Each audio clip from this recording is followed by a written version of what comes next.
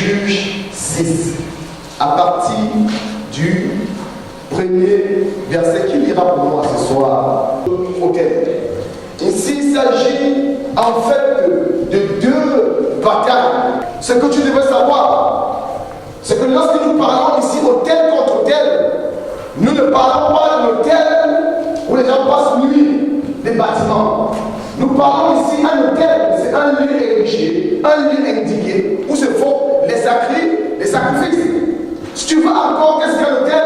Un hôtel, c'est un lieu que lorsqu'on n'a plus d'espoir, lorsqu'on est traumatisé de ces problèmes, on vient se prosterner.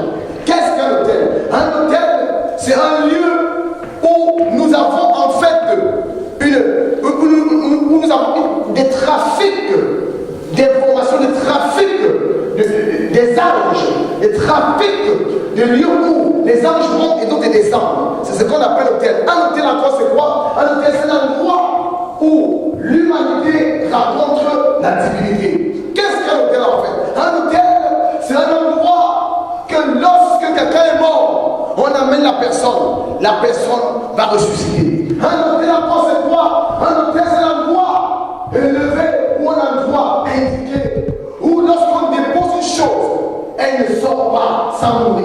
C'est ce qu'on appelle un hôtel. En fait, bien aimé, pour ton information, la première personne à faire l'hôtel était Enoch.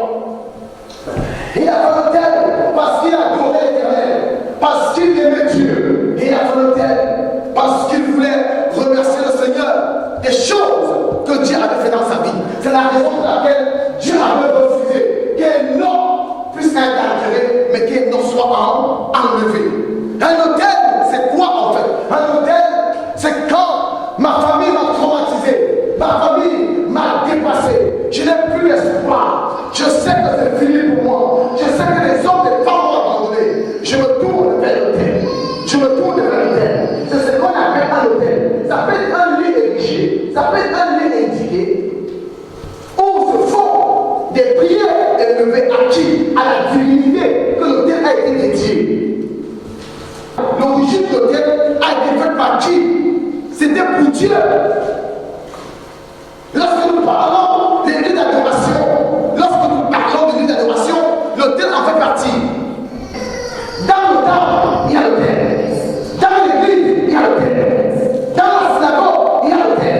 Lorsque nous regardons les seuls lieux d'adoration où Dieu, nous constatons que l'endroit d'abord que Dieu a choisi qu'on puisse l'adorer, l'endroit où Dieu, le premier endroit où Dieu a, et l'époux dit, où Dieu a dit je reçois, c'est ce qu'on parfois de bonne odeur, c'est sur l'autel. C'est la raison pour laquelle, quels que soient les cas qui sont dans le droit d'adoration, l'autel est inclus.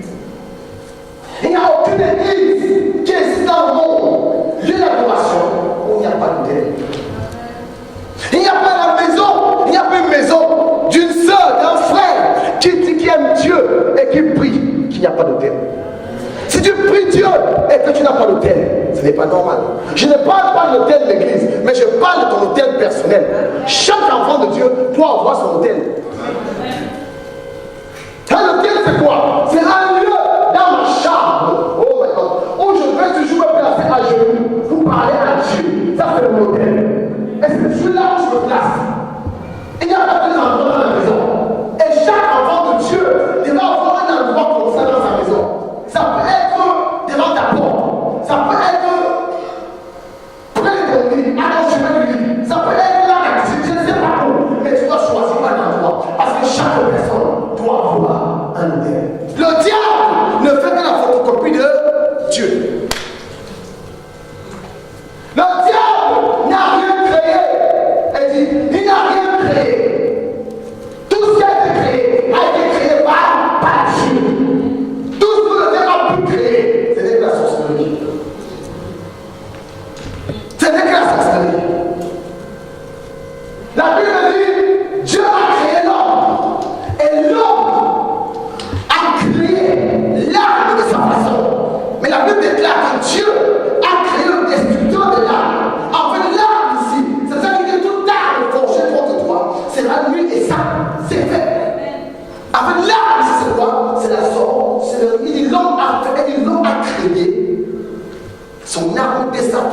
est encore avec ses instruments à lui. Dieu a créé Lucifer. Et Lucifer maintenant a créé sa façon de penser. Il dit, il faut que nous fassions un coup de nature. C'est ça la sorcellerie. C'est la raison pour laquelle la Bible dit que Jésus est allé chercher une église, l'église l'épouse de Christ. Donc ça veut dire que Jésus est marié à nous. Qui est d'accord avec nous? Nous sommes l'église, nous l'épouse de Christ. Le diable, il dit aussi que non. Et je dois aussi avoir une épouse. C'est pour cela qu'il vient devenir, il entre et il fait de nous devenir ce qu'on appelle les femmes et les maris de nuit. Il commence à rendre la vie, il vient coucher avec toi la nuit. Parce que c'est que Christ, alors qu'enfant de Dieu, quand tu dors, tu dois avoir les songes, les rêves pour glorifier Dieu, les rêves pour adorer Dieu. Dieu doit te parler en rêve. Dieu parle à Joseph dans le rêve. Dieu parle, il parle d'une manière d'une autre, il nous parle dans le rêve. Mais le diable, son travail, c'est quoi? Il rentre aussi pour venir faire la photocopie de Dieu, pour venir rentrer en toi, venir coucher avec toi, venir t'étrangler dans ton rêve, venir te détruire dans ton rêve. Mais avant la fin de ce programme, Dieu va te montrer qu'il est Dieu. Dieu va te délivrer de ces choses. Je dis l'Éternel va te montrer qu'il est Dieu au nom de Jésus. Tu ne sortiras pas de cette âme comme tu es entré au nom de Jésus-Christ. Gédéon était en train de faire un travail. Et la Bible dit qu'il cachait le travail qu'il faisait sous une table. Parce que chaque fois lorsqu'il travaillait, les Madianites venaient. Ils ne venaient jamais quand on semait. Écoutez ce que la Bible dit. Quand ils semaient, c'est-à-dire quand on mettait la sémence, les Madianites n'étaient pas là. Mais quand il fallait passer à la récolte, les Madianites, c'est là où ils arrivent comme des mouches, comme les abeilles, reculer tout par terre. C'est la même chose qui se passe aujourd'hui avec nous. En fait, nous regardons seulement les Madianites, mais nous ne regardons pas le problème qui s'est passé. Mais la Bible dit dans le livre de justice que 7 ans avant, il y a eu un problème. Les enfants d'Israël ont désobéi à la parole de Dieu. C'est pour cela qu'ils ont ce problème. Mais nous regardons seulement les Madianites. Souvent nous regardons uniquement les Madianites. On dit, ah les Madianites sont venus, ils ont pris, regarde, tous les mois je travaille, je n'ai pas d'argent. Est-ce que tu regardes les mois où tu travailles, tu n'as pas d'argent? Quand tu travailles, personne ne vient t'aider. Mais quand l'argent arrive, ça sort ici, ça part, ça sort, ça, tu ne sais pas c'est que tu fais avec l'argent. C'est en ce moment que les problèmes arrivent. Mais quand tu travailles, il n'y a pas de problème. Je ne m'adresse pas à quelqu'un. Quand tu travailles, il n'y a pas de problème. Tu es normal. Mais alors, le moment où le salaire arrive, c'est en ce moment que les problèmes arrivent. Qu'est-ce qui se passe en fait? C'est que les Madianites arrivent jamais lorsqu'il y a le travail. Ils n'arrivent que lorsqu'il y a la récolte. En fait, le problème n'est pas les Madianites, n'est pas leur arrivée, mais le problème c'est quoi? Pourquoi ils viennent? Parce qu'il y a une désobéissance. La désobéissance est passée comment? Certainement qu'ils ont posé un acte qui a désobéi à Dieu. C'était sur quoi? Sur un autel. C'est pour cela que l'ange a dit à Gédéon, ton problème n'est pas tout ce que tu fais. Ton problème n'est pas quand tu cours d'église à l'église. Gédéon, tu es un vrai guéri. En fait, tu es quelqu'un qui a quelque chose en lui. En fait, Gédéon ne croyait plus en lui. Il y a des gens qui ne croient plus en eux. Il y a des gens qui ne savent même plus qui ils sont. Tellement que la souffrance les a domptés. Une maladie les a trop traumatisés. Une situation les a mis en épave.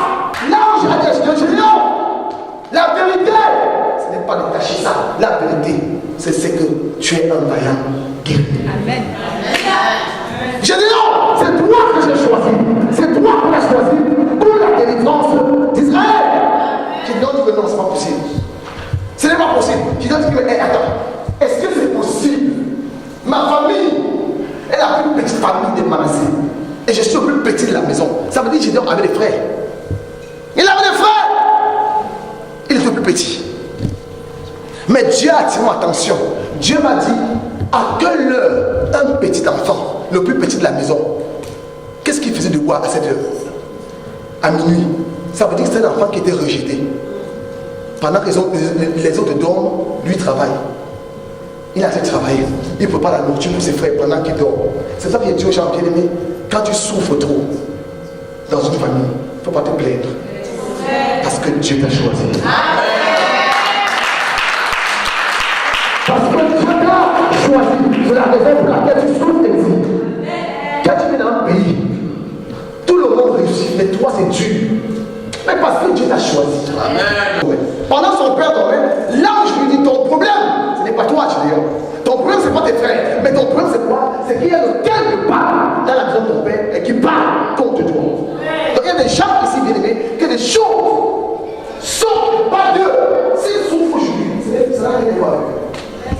Je peux te dire une vérité. 80% des problèmes que toi et moi nous avons, ça n'a rien à voir avec nous-mêmes. Jérémie dit, nos pères ont péché, ne sont plus, mais c'est nous qui portons le fardeau de l'insécurité. En fait, nos pères pour avoir la joie dans leur cœur, nos pères pour protéger leur poste, nos pères pour protéger leur entourage, qu'est-ce qu'ils ont fait? Ils ont hypothéqué leur destinée. Aujourd'hui, c'est nous qui, la souffrance que nous avons aujourd'hui, c'est par rapport à leur bonne vie qu'ils ont vécue. Parce qu'ils voulaient être les ministres, parce qu'ils voulaient être les grands, ils voulaient être ceci, ils voulaient se protéger. Ils nous ont pris, ils ont de nos destinées. Mais je peux